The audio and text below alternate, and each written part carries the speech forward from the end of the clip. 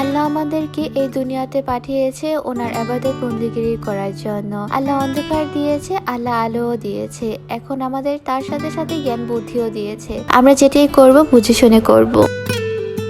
হে viewers, আসসালামু আলাইকুম। Sadia blog থেকে আমি সাদিয়া ওয়েলকাম করছি আপনাদের সবাইকে। আশা করি যে যেখান থেকে আমার এই ভিডিওটি দেখছেন আপনারা সবাই ভালো আছেন। আলহামদুলিল্লাহ, আমি আমার পরিবারের সবাই অনেক ভালো আছি। আজকের ভিডিওটা শুরু করেছি সকালের নাস্তা থেকে। একেবারে সিম্পল সাদা মাটা নাস্তা করছি আজকে হচ্ছে সকালে চা নিয়েছিলাম। গত ভিডিওতে আমি দোল চত্বরের কি কেনাকাটা করেছি সেগুলো শেয়ার করেছি আপনাদের সাথে। তো বলেছিলাম যে নেক্সট ব্লগে আমি যে চায়ের কাপটা কিনেছি সেটা দিয়ে 1 কাপ চা খাবো, আপনাদের সাথে ভিডিও শেয়ার করব। তো এই জন্য আমি হচ্ছে এই মাটির চায়ের কাপটা নিয়েছি, তার সাথে বিস্কিট নিয়েছি। ফ্রেশ রাখার জন্য বারান্দায় চলে এসেছি। বারান্দায় এসে নাস্তা করতে কিন্তু অনেক বেশি ভালো লাগে, জন্য বারান্দায় চলে এসেছি। এই তো এখানে আমি কিছু মানি প্ল্যান্ট গাছ ছিল আমার বাসায়, সেগুলোকে সুন্দর করে কাটছাট করে নিচ্ছি। কিছু গাছ নষ্ট হয়ে গেছে, সেগুলোকে সরিয়ে ফেলবো। বাসায় ময়লা আবর্জনা করে তো লাভ নেই, যেটা প্রয়োজন নেই সেটা ফেলে দেব।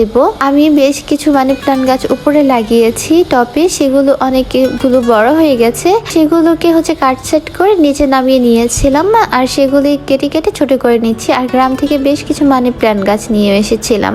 আমার বাসায় হেয়ার স্পার একটা বক্স ছিল, যেটাকে আমি ফুটা করে ভিতরে কিছু মানি প্ল্যান্ট গাছ লাগিয়ে দিয়েছিলাম। এই গাছগুলো যেহেতু বক্সের ভিতরে ছিল, তাই কি অবস্থা ভিতরে দেখা হয়নি একদমই। তো কিছুদিন আগে আমি পানি দিতে এসেছি গাছের মধ্যে, তখন দেখলাম যে বক্সের এক সাইড দিয়ে কয়েকটা পাতা বের হয়ে গিয়েছে। তখন বুঝে নিলাম যে ভিতরে সম্ভবত শিকড় গজিয়ে ওইখান থেকে নতুন পাতা হয়ে গেছে।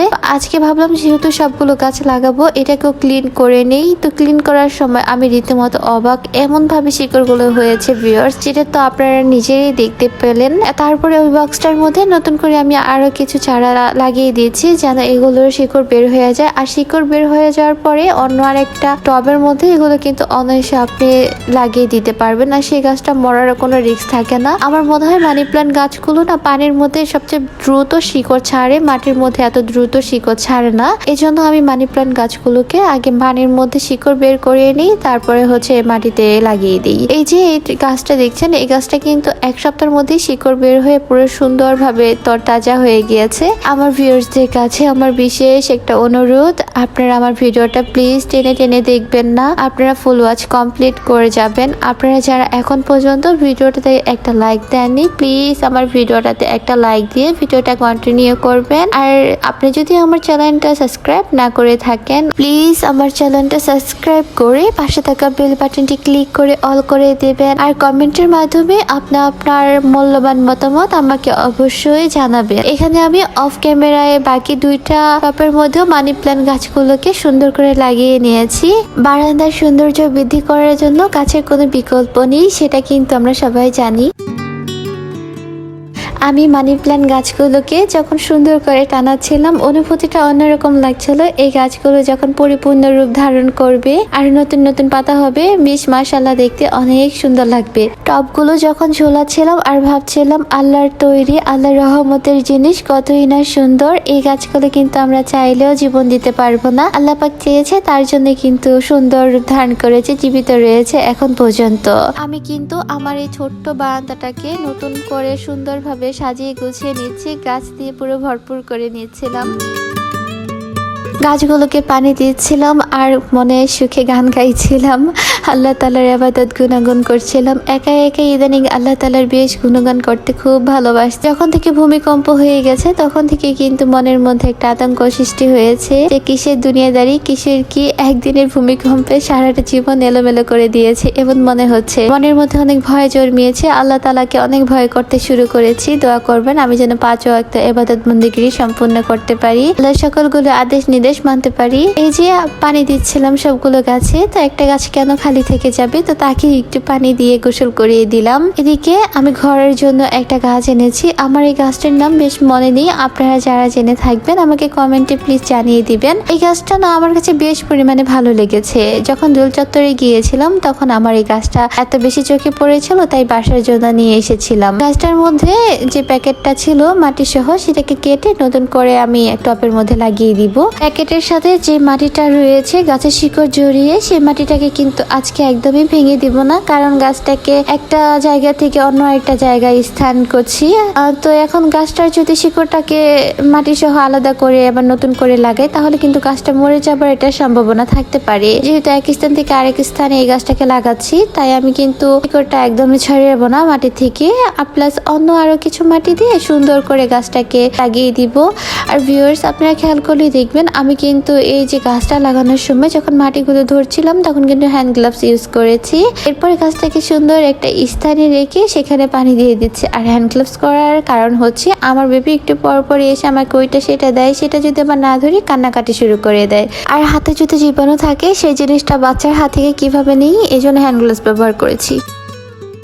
আসরের নামাজ শেষ করে ছাদে গিয়েছিলাম। আমার ডাইনিং টেবিলের কভার আর বিছানার চাদরের কিছু কভার ছিল, যেগুলো আমি রোদে দিয়েছি ছাদে। আসরের নামাজের পরে সূর্যটার দিকে যখন খেয়াল করলাম, দেখলাম সূর্যটা পুরো লাল হয়ে গেছে। ভাবলাম ছাদে যেয়ে যে কভার, তারপর টেবিলের কভার, এগুলো যে রোদে দিয়েছিলাম সেগুলো নিয়ে আসি। এই তো বাসায় আসার পরে আমি যে চাদরটা ধুয়ে দিয়েছিলাম সেই চাদরটা বেশ শুকিয়ে গেছে। আর চাদরটা কিন্তু বারান্দায় দিয়েছিলাম। তাদের কিন্তু যখন আপনাদের ভাইয়া উঠেছিল দেখে যে কোনো জায়গায় খালি নেই, সব জায়গাতে চাদর কিংবা শার্ট, প্যান্ট, ড্রেস এগুলো দিয়ে ফিল আপ করা হয়ে গেছে অলরেডি। কারণ আমাদের বিল্ডিং এর সবাই মোটামুটি ছাদটাকে ব্যবহার করে, আমরা একটু কম ব্যবহার করি, কারণ আমাদের যা জামা কাপড় হয় সেগুলো বারান্দার মধ্যে দিলে শুকিয়ে যায়, তত একটা ছাদে যেতে হয় না। আর আপনাদের ভাইয়ের ছাদে যায়, আমি ছাদে অনেক কম যাই, কারণ আমাদের বিল্ডিং এর উপর তলায় হচ্ছে কাজ চলছে, সেখানে কিছু ছেলে পেলে আছে যারা কিনা একটু দুষ্ট স্বভাবের, তো ছাদে না যাওয়াটাই আমার মনে হচ্ছিল যে আমার জন্য বেটার। এদিকে এই যে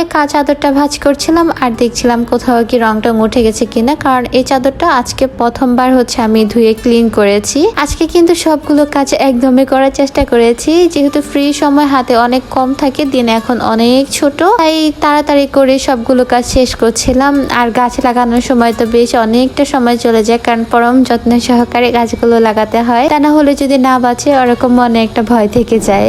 আমি যখন এই কাজ টাজ করি সবকিছু পরম যত্ন সহকারে করি, কিন্তু ভিতরে অনেক তাড়াহুড়া থাকে, কারণ দ্রুত সময়ের মধ্যে কাজগুলো সম্পন্ন করতে চাই। আমাদের বাসায় যখনই মুরগি আনে তখন কিন্তু আমি পা গুলো আলাদা করে রেখে দেই, কারণ একটা পা গরম পানি করে সিদ্ধ করে নিতে আমার কাছে একটু ঝামেলা মনে হয়, তাই বেশ কয়েকটা পা জন্মে গেলে তখন হচ্ছে সেগুলোকে সিদ্ধ করে একদিন সময় করে ক্লিন করে বক্সে ভর্তি করে রেখে দেই। আমরা কিন্তু মধ্যবিত্ত ফ্যামিলির যারা আছে তারা কিন্তু চাইলে এভাবে করতে পারে। এই যে বেশ কিছু পা জমে গেলে কিন্তু 2 দিন বা 3 দিন অনায়াসে হয়ে যায়। আজকে যে পাহাগুলো নিয়েছি এর সাথে কিছু কলিজা রয়েছে, গিলা রয়েছে, তো এগুলো কিন্তু আমার চোখ বন্ধ করে 2 দিন হয়ে যাবে। আপনারা যদি মধ্যবিত্ত ফ্যামিলি যারা আছেন তারা একটি টিপস ফলো করেন কিংবা একটু চারদিকে চোখ কান খোলা রাখেন, তাহলে কিন্তু দেখবেন আপনাদের দুঃখ দুর্দশা চলে যাবে। আলহামদুলিল্লাহ, আমি এই যে যেভাবে চলাফেরা করি, যতটুক কেনাকাটা করি আমার সামর্থ্য অনুযায়ী করি, এর বাইরে যেয়ে কিন্তু কোনো কিছু করিনি। তাদের সামর্থ্য যতটুক, তারা যদি ততটুক নিয়ে সন্তুষ্ট থাকে তাহলে আমার মনে হয় তারা কোনো ঋণে জড়াবে না।